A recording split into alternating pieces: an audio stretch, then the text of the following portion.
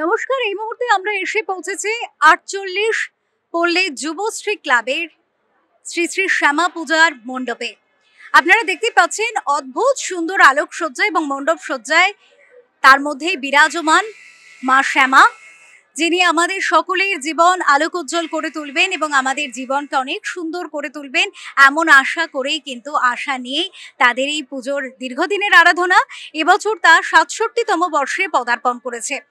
এই মুহূর্তে মণ্ডপে এসে যে দুজন বিশিষ্ট ব্যক্তিত্বকে আমরা পেয়ে গিয়েছি, তাদের পরিচয় আলাদা করে দেবার প্রয়োজন পড়ে না, কিন্তু তবুও আমি বলবো আমার সাথে উপস্থিত রয়েছেন এই মুহূর্তে বর্ষিয়ান বিজেপির নেতা শ্রী প্রতাপ ব্যানার্জি মহাশয়, এবং আমার সাথে আরও একজন যিনি উপস্থিত রয়েছেন তার পরিচয়ও আলাদা করে দেবার প্রয়োজন পড়ে না, তিনি শ্রী তাপস রায়, বিশিষ্ট রাজনৈতিক ব্যক্তিত্ব, আমাদের সকলের ভীষণ পরিচিত। আমরা প্রথমে আজকে একটু অন্যরকম মুহূর্তকে ধরতে চাইবো, কারণ যেহেতু একেবারে পুজো মণ্ডপের আয়োজনের মধ্যে আমরা পেয়েছি। প্রথমেই প্রতাপ বাবুর কাছে যাব। দাদা, সুদীর্ঘ রাজনৈতিক জীবন, চরম ব্যস্ততা, কিন্তু তার মধ্যে থেকেও মায়ের এই আরাধনা প্রতি বছর কতটা আন্তরিকতার সাথে এবং কতটা মনের কাছে? দেখুন, মা তো প্রত্যেক বছরই আসেন। মা কালীর আহ্বান আমরা প্রত্যেক বছর করি, আরাধনাও করি প্রত্যেক বছর, এবং আমরা কিছু চাই মায়ের কাছে, যাতে আমরা এবং আমাদের সন্তান সন্ততি সুখে থাকে। কারণ আমাদের এই পশ্চিমবঙ্গে আমাদের সন্তান সন্ততি আর সুখে নেই। আমাদের যারা কন্যা সন্তান তার নিরাপত্তা নেই, আমাদের পুত্র সন্তানের ভবিষ্যৎ নেই। তাই আজকে মায়ের কাছে, মা কালীর কাছে আমরা অবশ্যই চাইব যে তাদের যেন, আমাদের সংসার যাতে ভালো থাকে, আমাদের সমস্ত মানুষের যারা তাদের সন্তান সন্ততি ভালো থাকে, এবং তার যে রুদ্ররূপ না করে তার শ্যামা যে মুখ আছে, সেই শ্যামা মুখের সাহায্যে আমরা যাতে সবাই শান্তিতে বসবাস করতে পারি পশ্চিমবঙ্গে, সেটাই কামনা করব। আর এই যুবশ্রী যে পুজো ৬৭ বছরে পদার্পণ করলো, এবং এই পুজোর আমাদের এই এলাকায়, বিশেষ করে উত্তর কলকাতা, মধ্য কলকাতার এলাকায়, এখানকার সমস্ত মানুষের একটা আলাদা চাহিদা আছে এই পুজোর। সেই জন্য এই সমস্ত মানুষকে আমি ধন্যবাদ জানাবো। তারা দলে দলে আসছেন, এখানে পুজো দেখছেন, তারাও তাদের পরিবার সকলকে নিয়ে আসছেন এবং মায়ের কাছে আরাধনা করছেন, তার কাছে চাইছেন। আমি চাইবো যে সবাই শান্তিতে থাকুক, সুখে থাকুক, আর সবার যেন ভালো হয় পশ্চিমবঙ্গকে আমি নতুন করে যাতে গড়ে তুলতে পারি, তার আশীর্বাদ নেবো। দাদা, আরেকটি প্রশ্ন না করেই পারছি না, যেহেতু আমরা মাতৃ প্রতিমার আরাধনায় আজকে মেতে উঠেছি সকলে। একদিকে সশস্ত্র শক্তিরূপিণী মা দেবী আমরা পুজো করছি, আর একদিকে অসহায় নারীত্বের হাহাকার এই মুহূর্তে রাজ্যে, কি বলবেন? দেখুন, নারীত্বের হাহাকার সারা পশ্চিমবঙ্গে আছে। পশ্চিমবঙ্গের বাইরে এরা মাঝে মাঝে বলে থাকে যে নারীকে অত্যাচার ইত্যাদি হচ্ছে, কিন্তু সেটা নগণ্য নেই কিছু। পশ্চিমবঙ্গের নারীত্বের যে হাহাকার, নারীত্বের ওপর যে আক্রমণ, ধর্ষণ, এবং সব থেকে ছোট ছোট বাচ্চা মেয়েদের যে ধর্ষণ, আমাদের বাড়ির কন্যাদের ধর্ষণ, আমাদের বাড়ির বোনেদের যে ধর্ষণ হচ্ছে, এবং তার জন্য পশ্চিমবঙ্গের মুখ্যমন্ত্রী একজন মহিলা থাকা সত্ত্বেও তার কোনো সমাধান আমরা পাচ্ছি না। সেই জন্য মায়ের কাছে নিশ্চয়ই আহ্বান করব যে যারা করছেন এবং যারা মদত দিচ্ছেন, রাজনৈতিক মদত দিচ্ছেন, তাদের সবাই যাতে ধ্বংস হোক, এটাই মায়ের কাছে আবেদন করব। 2026-এর নির্বাচন আসন্ন, কতটা আশাবাদী? 2026-এ ভারতীয় জনতা পার্টি সরকার এখানে করবে। কারণ সারা পশ্চিমবঙ্গের যেভাবে আক্রান্ত, মহিলা আক্রান্ত, পুরুষরা আক্রান্ত, আমাদের বাড়ির ছেলেমেয়েরা আক্রান্ত, শিক্ষক আক্রান্ত, যারা সমাজকর্মী তারা আক্রান্ত, শ্রমিক তারাও আক্রান্ত, বুদ্ধিজীবী আক্রান্ত, এবং যারা ব্যবসা করে ছোটোখাটো তারাও আক্রান্ত। তাই জন্য সমস্ত পশ্চিমবঙ্গের মানুষ আজকে চাইছে যে পরিবর্তন চাই, সরকারের পরিবর্তন চাই, সরকারের পরিবর্তন চাই, এবং যাতে ডবল ইঞ্জিন সরকার হয়, অর্থাৎ কেন্দ্রের সরকার মাননীয় নরেন্দ্র মোদী যে ধরনের আর সেবা কাজ করছেন, মানুষের সেবা করছেন, জনগণের সেবা করছেন, সেরকম সেবা পশ্চিমবঙ্গের মানুষ চাইছে। পশ্চিমবঙ্গের মানুষ যাতে সেই সেবার মধ্যে একজন ব্রতী হয়, এবং আমরা যারা এখানে আছি, আমরা সবাই আর মানুষের সেবার জন্য যাতে ব্রতী হই, তাই আমরা আহ্বান করব সবাইকে, এবং মায়ের কাছেও কামনা করব। অনেক ধন্যবাদ দাদা, অনেক ধন্যবাদ আপনাকে।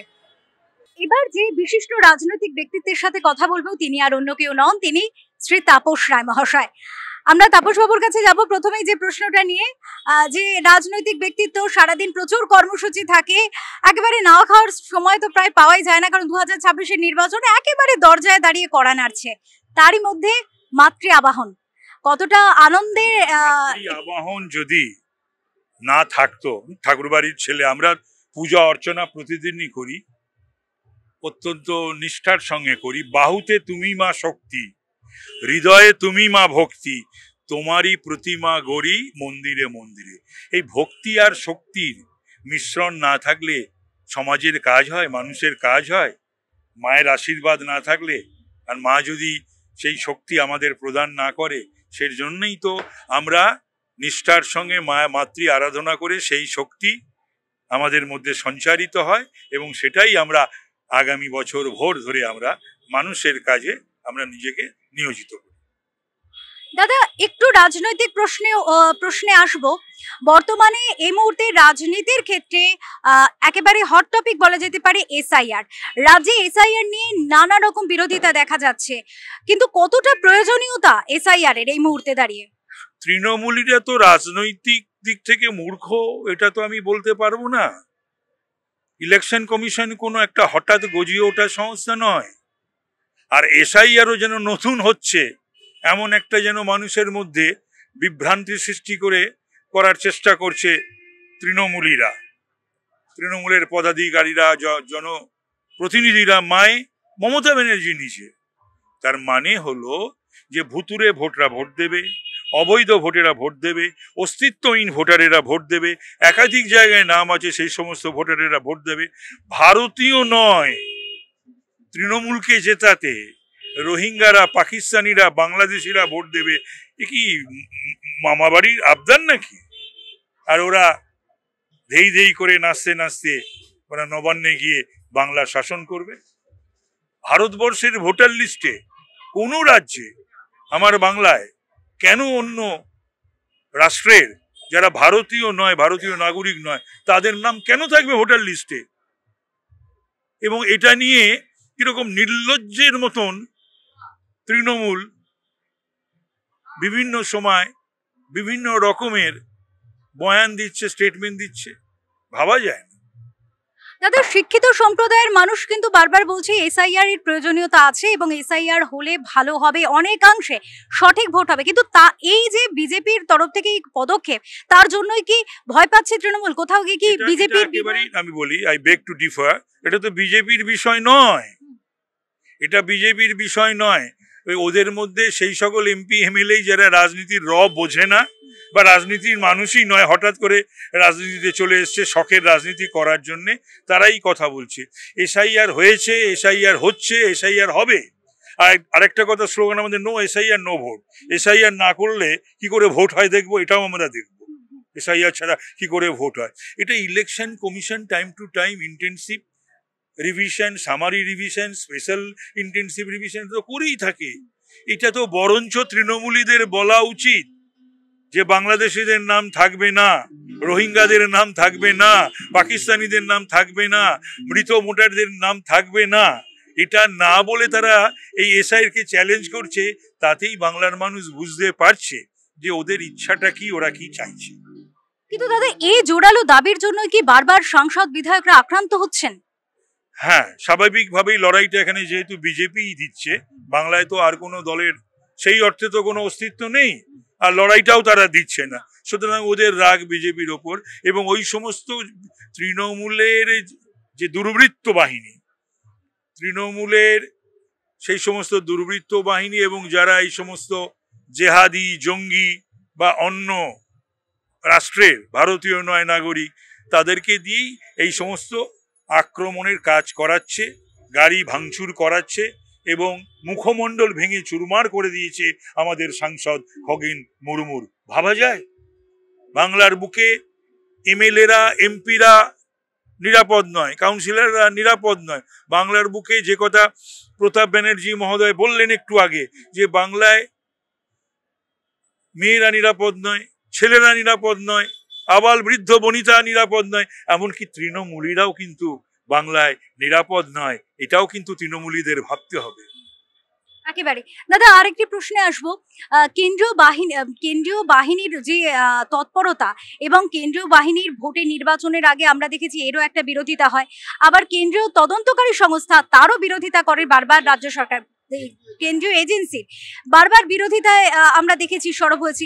কিন্তু সেক্ষেত্রে দেখা যাচ্ছে যে কেন্দ্রীয় তদন্তকারী যে এজেন্সিগুলো আছে কোথাও গিয়ে কি হতাশা আপনাদের নিজেদের দলের লোকেদের মধ্যেও এই বিষয়টা নিয়ে কথা হচ্ছে? না, এক্ষেত্রে আমি যেটা বলবো, কেন্দ্রীয় এজেন্সি তাদের গতিটা একটা স্লথ আছে। আমার মনে হয় যে বা যারা মানুষের টাকা আত্মসাৎ করেছে, অর্থনৈতিক দুর্নীতিতে জড়িত, তাদের একজনও যেন ছাড় না পায়। আর যদি কেউ দুর্নীতিগ্রস্ত না হয় নিশ্চিতভাবেই বলে দেওয়া উচিত, ক্লিনচিট দিয়ে দেওয়া উচিত। কিন্তু যারা মানুষের টাকা শয় শয় কোটি টাকা, হাজার হাজার কোটি টাকা আত্মসাৎ করেছে, তাদের স্থান ভারতীয় দণ্ডবিধি অনুযায়ী, সংবিধান অনুযায়ী, ল অফ দ্য ল্যান্ড অনুযায়ী যেখানে থাকার সেখানে হওয়া উচিত। আপত্তির কি আছে?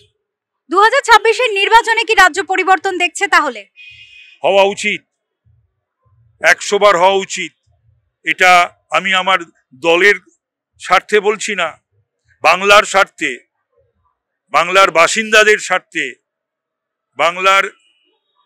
বাঙালির স্বার্থে, বাংলার ব্যবসায়ীদের স্বার্থে, বাংলার শিল্পের স্বার্থে, বাংলার ছাত্রদের স্বার্থে, বাংলার যৌবনের স্বার্থে, বাংলার মা বোনেদের নিরাপত্তার স্বার্থে, এবং যে তলানিতে এসে ঠেকেছে যে আইন শৃঙ্খলার অবনতি, এই সব মুক্ত যদি বাংলা করতে হয়, দুর্নীতি সেটা তো একদম চরমে গেছে, তাহলে বাংলায় পরিবর্তন আসতেই হবে।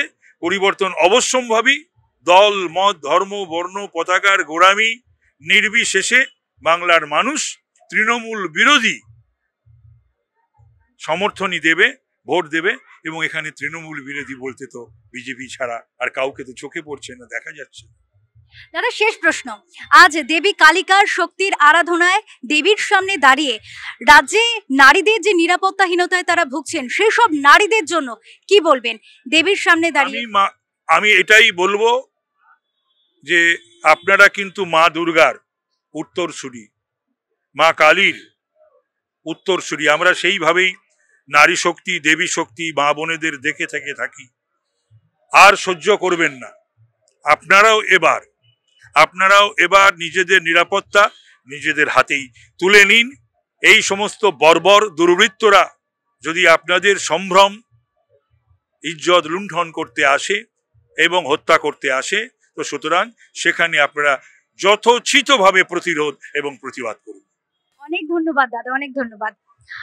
আমরা একেবারে আজকে এখানে এসে, এই মণ্ডপে এসে, দেবী কালিকার আরাধনার মণ্ডপে পেয়ে গেলাম দুই রাজনৈতিক ব্যক্তিত্বকে, এবং এই দুই রাজনৈতিক ব্যক্তিত্বকে 48 পল্লী যুবশ্রী ক্লাবের পক্ষ থেকে আমরা পেলাম, এবং রাজনৈতিক বার্তাও তারা দিলেন। 2026-এর নির্বাচন আসন্ন এবং সেক্ষেত্রে রাজ্যে পরিবর্তন আনবেন এমনটা কিন্তু দেখা গেল তাদের কথায় খুব প্রকাশ্য এবং স্পষ্টভাবে। পাশাপাশি কিন্তু নারী শক্তির জাগরণে তারা বার্তা দিলেন, নারীদের শক্তি রূপিণী দেবীর শক্তি কালিকা, দেবী দুর্গার অংশ তারা, সেইভাবেই নিজেদের তুলে ধরতে, মেলে ধরতে, নির্ভয়ে এগিয়ে যেতে।